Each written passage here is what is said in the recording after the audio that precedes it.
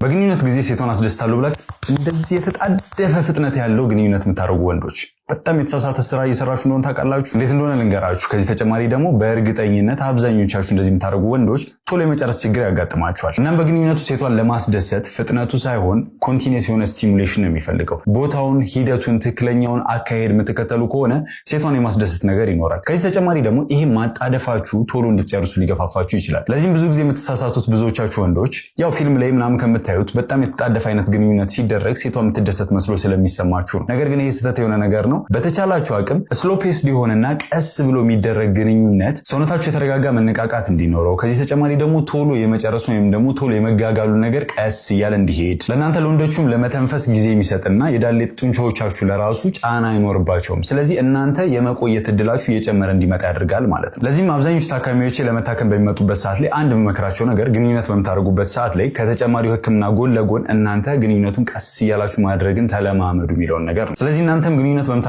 ሰዓት ላይ ስሎ ፔስ ቢሆነ ቀስ ባለ መልኩ ግንኙነት ማድረግን መለማመድ መቻል አለባችሁ። እሺ፣ በግንኙነት ላይ ቶሎ የመጨረስ ችግር ያጋጠማችሁ ወንዶች ገበያ ላይ ከምታገኟቸው መድኃኒቶች ያው እንዲሁ ዝም ብሎ ከሚታዘዙላችሁ መድኃኒቶች መሃል አንደኛው ሊዶኬን ስፕሬይ ወይም ደግሞ ሊዶኬን ከፕሪሎኬን ጋር አንድ ላይ ተቀናይቶ የሚሸጥ አለ። ነገር ግን ይሄንን ያለ ሐኪም ትዕዛዝ መጠቀማችሁ ኢቭን ጓደኛችሁን ወይም ደግሞ የትዳር አጋራችሁን እየጎዳ እንዲመጣና በግንኙነቱ ደስተኛ እንዳትሆን ያደርጋታል። ለምን እንደሆነ ልንገራችሁ። ያው ቴክኒካሊ እነዚህ ስፕሬዎች ስራቸው የወንዱን የብልቱን ጫፍ የማደንዘዝ ስራ ነው። ማለትም ተነሳሽነት ወይም ደግሞ ሃይፐር ስቲሙሌሽን እንዳይኖረውና ከዛ በኋላ ቶሎ እንዳይጨርስ የማዘግየት ስራ ነው የሚሰሩት። ታዲያ ይሄ መድኃኒት የወንዱ ብልት ላይ በሚቀባበት ሰዓትና ግንኙነት በምታረጉበት ሰዓት ላይ ያ መድኃኒቱ የሴቷ የውስጠኛው የብልቷ ክፍል ላይ ይደርሳል። የዚህ ጊዜ እሷንም የማደንዘዝ አቅም አለው ማለት ነው። ስለዚህ በዚህ ግንኙነት ምንም አይነት ስሜት እንዳይሰማት የማደንዘዝ ነገር ሊኖረው ይችላል ማለት ነው። ስለዚህ እነኚህ ያለ ሐኪም ትዕዛዝ መጠቀም የሌለባችሁ መድኃኒቶች ናቸው። ምናልባት መጠቀም ብትፈልጉ ለራሱ ኮንዶም ብትጠቀሙ ሞር ያንን ሴንሲቲቪቲውን እየቀነሰላችሁ እንዲመጣ ያደርጋል። ነገር ግን ይሄ ቶሎ የመጨረስ ችግሩ ከብዙ ምክንያቶች ጋር ሊያያዝ ይችላል። እሺ፣ አንድ ግንኙነት አድርጋችሁ ወደ ሁለተኛ ዙር ለመዘጋጀት በጣም ረጅም ሰዓት ይወስድብኛል የምትሉ ሰዎች አራት ማድረግ የምትችሏቸው ነገሮች አሉ። በጣም ቀላል ናቸው። በቤታችሁ እነዚህ ነገሮች ማድረግ ትችላላችሁ። በተለይ ደግሞ አራተኛውን በደንብ አዳምጡ። የመጀመሪያው ፊትነሳችሁን መጠበቅ ሲሆን ራሱን የቻለ እንቅስቃሴዎች አሉ። ኤሮቢክ የምንላቸውን እንቅስቃሴዎች በተቻላችሁ አቅም በሚገባው መልኩ ማድረግ ነው። ሁለተኛው በቂ የሆነ እንቅልፍ አግኙ። ፕሊዝ ፕሊዝ ፕሊዝ፣ ይሄን በደንብ መተግበር መቻል አለባችሁ። በቂ እንቅልፍ የምታገኙ ከሆነ አንደኛውን ግንኙነት ካደረጋችሁ በኋላ ለሁለተኛው ዝግጁነታችሁ እየጨመረ እንዲመጣ ያደርጋል። ሶስተኛው ደግሞ ሄልዚ የሆነ ላይፍ ስታይል እንዲኖራችሁና አልኮል፣ ይሄ ሲጋራ ያሉትን ነገሮች እነሱን በፍጹም ማቆም መቻል አለባችሁ። ኢቭን ሕክምናው ላይ ለራሱ መድኃኒት በተቻላችሁ አቅም የምትወስዱ ከሆነ እነኚህ ነገሮች ካላቆማችሁ አይሰራላችሁም። አራተኛውና ዋነኛው ደግሞ ኪግል ኤክሰርሳይዝ ሲሆን ከዚህ በፊትም ተነጋግረነው ነበር፣ ነገር ግን ልድገምላችሁ። ሽንታችሁ እንደመጣ አድርጋችሁ አስቡትና ሽምቅቅ አድርጋችሁ እንደምትይዙት ያዙት። ከዛ ለ5 ቁጠሩ። ከዛም በኋላ እንደገና ልቀቁት። ከዛ እንደገና ያዙ። ይሄንን ቢያንስ 10 ጊዜ ተደጋግሙና በቀን 3 ጊዜ የምታደርጉ ከሆነ በሳምንታት ውስጥ ይሄኛውን ለውጥ በደንብ ታገኙታላችሁ። ስለዚህ እነኚህን አራቱን ነገሮች መተግበራችሁ እንዳትረሱ።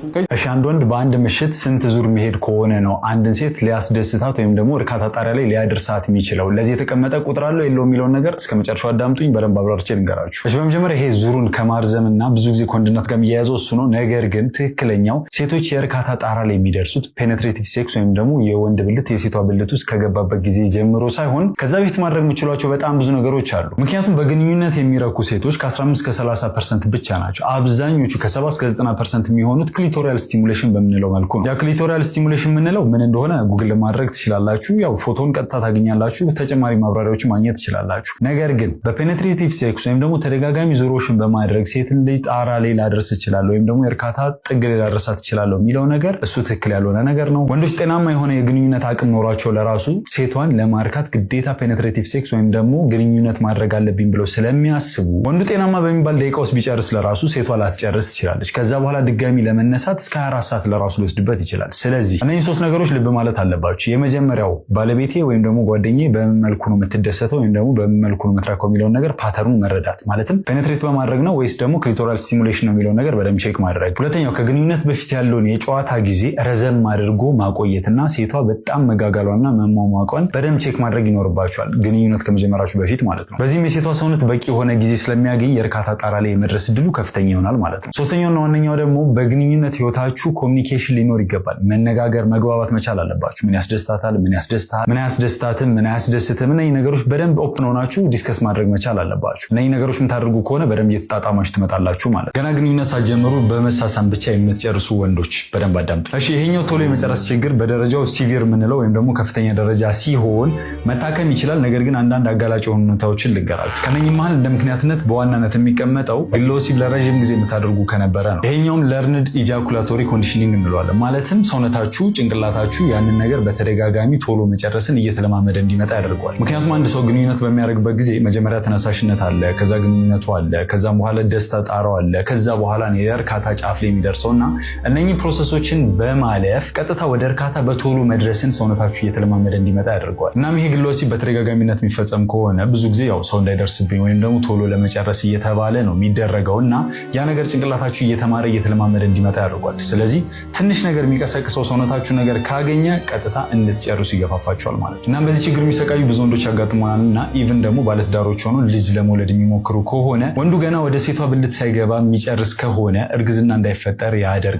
ስለዚህ ቶሎ መታከም ይኖርባቸዋል። ከግንኙነት በፊት መወሰድ የሌለባቸው ነገር ግን በተደጋጋሚ የምትጠቀሙት እናንተም ያው አስቢ የምታደርጉት እያበረታኝ ወይ እያጠነከረኝ ነው፣ ይሄ ነገር እየጠቀመኝ ነው ብላችሁ የምታስቡት አንድ ነገር ምንድነው ታውቃላችሁ? አልኮል። እናም ይሄ አልኮል ከግንኙነት በፊት መውሰድ ትንሽ ሞቅ ብሎኛል፣ ጠንከርልበታለሁ የሚል አይነት አመለካከት ይፈጥርባቸዋል። ነገር ግን በተገላቢጦሹ በወንዱም በሴቷም ጉዳት አለ። የአልኮል ተጠቅማችሁ ግንኙነት ስታደርጉ እናንተ ያው የሚመስላችሁ ውስጣችሁ ፍርሃቱን ወይም ደግሞ ጭንቀቱን እየቀነሰላችሁ ስለሆነ ያ ግንኙነቱ ላይ እየጨመራችሁ ወይም ደግሞ ጥንካሬ የሰጣችሁ መስሎ ሊሰማችሁ ይችላል። ነገር ግን ይህ የሚሆነው ትክክለኛ ፊዚዮሎጂ ባይሆን ለራሱ ጭንቅላታችሁ ያንን ነገር ስላመነበት አንድ ወይ ሁለት ቢራ የምጠጡ ከሆነ እንደዚህ አይነት ነገር ሊያጋጥማችሁ ወይም ደግሞ ይሄንን ኢፌክት ልታዩ ትችላላችሁ። ነገር ግን ትክክለኛ ሳይንቲፊክ የሆነ ነገር አይደለም። እንደውም በተገላቢጦሹ ከግንኙነት በፊት አልኮል እየተጠቀማችሁ ግንኙነት የምታደርጉ ከሆነ የብልት የመቆም ጥንካሬውና የመቆም አቅሙን ለራሱ እየጎዳው ይመጣል። ከዚህ ተጨማሪ በግንኙነት ጊዜ የብልትን ሴንሲቲቪቲ እየቀነሰው እንዲመጣ ያደርጋል። ስለዚህ እርካታን አታገኙ ማለት ነው። እዚህም ጋር ደግሞ በግንኙነቱ ጊዜ የወንድ ዘር ፈሳሽ መውጣት ሲጠበቅበት ከሚገባው በላይ ሊያረዝምበት ይችላል። ይሄ እንደ ጥቅም እንዳታዩት፣ በጣም ጉዳት አለ። ስለዚህ ይሄ በተደጋጋሚነት የሚቀጥል ከሆነና ለረዥም ጊዜ እንደዚህ የምትጠቀሙ ከሆነ የብልት የመቆም ችግርና ከዚህ ተጨማሪ ደግሞ የቴስቴስትሮን መጠናችሁ እንዲወርድም ሊያደርግ ይችላል። በሴቷ በኩል ደግሞ ከግንኙነት በፊት አልኮል እየተጠቀማችሁ ግንኙነት የምታደርጉ ከሆነ የብልት መድረቅ ያጋጥማል። ይሄ ደግሞ የመላላጥ ፍሪክሽን፣ ከፍተኛ የሆነ ፍሪክሽን እና ህመም ሊፈጥርባችሁ ይችላል። እዚህም ጋር ግንኙነት አድርጋችሁ በግንኙነቱ እርካታ ያለማግኘትንም ችግር ሊፈጥርባችሁ ይችላል። ስለዚህ ይሄን አልኮል በተደጋጋሚነት እየተጠቀማችሁ ግንኙነት የምታደርጉ ከሆነ ከግንኙነት ማግኘት የምትፈልጉትን ደስታ እንዳታገኙ ያደርጋችኋል። ስለዚህ ስንፈተ ወሲብን ለማከም ብላችሁ አልኮልና ተጠቀሙ። ራሱን የቻለ ህክምና አለው። ሀብሀብ ከግንኙነት በፊት መብላት ጥንካሬን ይሰጠኛል ወይ ብሎ የጠይቀን አንድ ወንድማችን አለና ለዚህ መልስ እንስጥበት። ምክንያቱም ይሄ ጉዳይ አብዛኞቹ ጥንዶች ያደረጉት ነውና ትክክል ነው፣ ይሰራል ወይስ አይሰራም የሚለውን ነገር በደንብ ግልጽ አድርጌ ልንገራችሁ። ይሄ ጉዳይ እንዳያወዛግባችሁ ከፋፍዬ ልንገራችሁ። ሀብሀብ የሚሰራበት ሁኔታ አለ፣ ነገር ግን በጣም ጥቂት የሆኑ ቦታዎች ላይ ነው። እነኚህም ማይልድ ኢሬክታይል ዲስፋንክሽን የምንለው ቦታ ላይ ነው። ማለትም በትንሹ የወንድ ልጅ ብልት የመቆም ችግር ካጋጠመ ነው። ይሄ ደግሞ የደም ስር ጋር የተገናኘ ከሆነና ከሆነ ብቻ ነው። ያው የወንድ ልጅ ብልት ጥንካሬ ማጣት በብዙ ምክንያቶች ሊመጣ ይችላል። ብዙ ችግሮች አሉ። ታዲያ ይሄ ሁሉ በሀብሀብ ይታከማል ማለት አይደለም። ሁለተኛ ነገር ደግሞ ሀብሀብ የምትጠቀሙበት ኢቭን ዶዙ ለራሱ በጣም ብዙ ከተጠቀማችሁ በኋላ ነው ይሄን ያህል ኤፌክት ልታገኙ የምትችሉት። ስለዚህ እንደ መድኃኒትነት ልትጠቀሙት አትችሉ። ያው ሀብሀብ የደም ስሮች እንዲከፈቱ የማድረግ አቅም አለው። ነገር ግን እንደዚህ በጣም ኢፌክቲቭ እና በጣም ትልቅ የሚጋነን ነገር አይደለም። ግን አንዳንዴ ምን ይሆናል መሰላችሁ፣ ወንዶች ጤናማ ሆኖ ለራሱ እንደዚሁ ሀብሀቡን በመጠቀማቸው ምክንያት ያጠነከረላቸው መስሎ ሊሰማቸው ይችላል። ይህም ፕላሲቦ ኢፌክት ምንለው አለ። ከዛ ጋር በተገናኘ እንደዚህ አይነት ነገሮች ልታዩ ትችላላችሁ። ከዛ ውጭ ግን ጤናማ የሆነ ሰው ላይ ምንም አይነት ለውጥ አይፈጥርም። ያው ማይልድ ኢሬክታይል ዲስፋንክሽን ምንለው ወይም ደግሞ መጠነኛ የሆነ የወንድ ልጅ ብልት ጥንካሬ ማጣት፣ እዛ ላይ ትንሽ የሆነ ኢፌክት አለ ወይም ደግሞ ትንሽ ለውጥ ልታገኙበት ትችላላችሁ። ነገር ግን እዚህ ጋር የምመክራችሁ የወንድ ልጅ ብልት ጥንካሬ አለማግኘት ወይም ደግሞ ጥንካሬውን መቆየት ማይችል ከሆነና ይሄ ነገር ተደጋጋሚ ከሆነ ከ6 ወር በላይ የሚቆይ ከሆነ ቀጥታ ሐኪም ጋር መታየት ይኖርባችኋል። ሌሎች ነገሮች የሚጠጡ ወይም ደግሞ የሚቀቡ እያላችሁ ጊዜያችሁን አታቃጥሉ ወይም ደግሞ ገንዘባችሁን አታቃጥሉ። ራሱን የቻለ ሕክምና አለው። ነገር ግን ከ6 ወር በታች ሆኖ ክራይቴሪያውን ለራሱ ማያሟላ ከሆነ በቤታችሁ ምን ማድረግ እንደምትችሉ በቀጣዮቹ ቪዲዮዎች ነግራችኋለሁ። ቶሎ መጨረስ በዘር የመጣ ከሆነ በተፈጥሮ ከሆነ ቶሎ መጨረስ የሚቸገረው አንድ ወንድ መታከም ይችላል ወይ? እንዴት ነው የሚስተካከለው የሚለውን ላስረዳችሁ።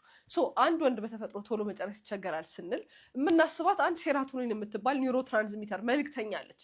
የእሷ እጥረት ሲኖር ማለት ነው ያ ወንድ በግንኙነት ሰዓት እንዴት አድርጌ ላስረዳችሁ? በመኪና ተርማዎች በመኪና ተርም ሳስረዳችሁ ማለት ነው። ያቺ ፍሬን ናት። ያቺ ሴራቶኒን ፍሬን መያዣ ናት። በግንኙነት ሰዓት ነገሮችን ማቀዝቀዣችን ናት። በተፈጥሮ ግን ያቺ ፍሬን ከሌለች ሴራቶኒን እጥረት ካለ ልክ ያ ሰው ግንኙነት ሲጀምር ሁሉም ነገር የፈጣጠነ ነው የሚሆነው። ሰውነቱ እንደ ጀርኪንግ ኦፍ የሆነ የመመንተፍ አይነት ስሜት ነው የሚኖረው። ሰው ከሱ ቁጥጥር የሆነ ውጪ ልክ ግንኙነት እንደተጀመረ በአንድ ደቂቃ ውስጥ ሰውነት የመጨረስና ድጋሜ ለግንኙነት አለመዘጋጀት ሊያጋጥመው ይችላል። ህክምናው ምንድን ነው የሚያደርገው? ሆርሞን አለመሆኑን፣ ሌላ የነርቭ ችግር፣ ሌላ ነገር አለመሆኑን በግል ወሲብ አለመምጣቱን ካጣራንና እሱን ካስተካከልን በኋላ ይችኛዋን በህክምና በመድኃኒት ማስተካከል የምንችልበት ሁኔታዎች አሉ። ፍላጎት ማጣት መፍትሄ ምንድን ነው? እንደ ምክንያቱ 75% የሚሆኑት የፍላጎት ማጣት ስትረስ ነው። ስነልቦናዊ የሆነ ድካም፣ ሜቢ ጭንቀት፣ ሜቢ አላስደስታትም የሚባል ፍራቻ፣ ብዙ አይነት ስንፈተ ወሲቦች ተደጋግመው መጥተው ለግንኙነት ካለ ፍራቻ አንጻር አብዛኞቹ 75% የሚሆኑት ስነልቦናዊ ናቸው። ስለዚህ ፍርሃት ካለ ፍርሃቱ መቀነስ አለበት። ሌሎች ስንፈተ ወሲቦች ካሉ እነሱ መቀነስ አለባቸው። ከባለቤት ጋር ያለ ችግር ካለ እሱ መስተካከል አለበት። ስራ ላይ ያሉ ጭንቀቶች ካሉ እሱ መስተካከል አለበት። እንደዚህ አይነት ነገሮች ናቸው ማለት ነው።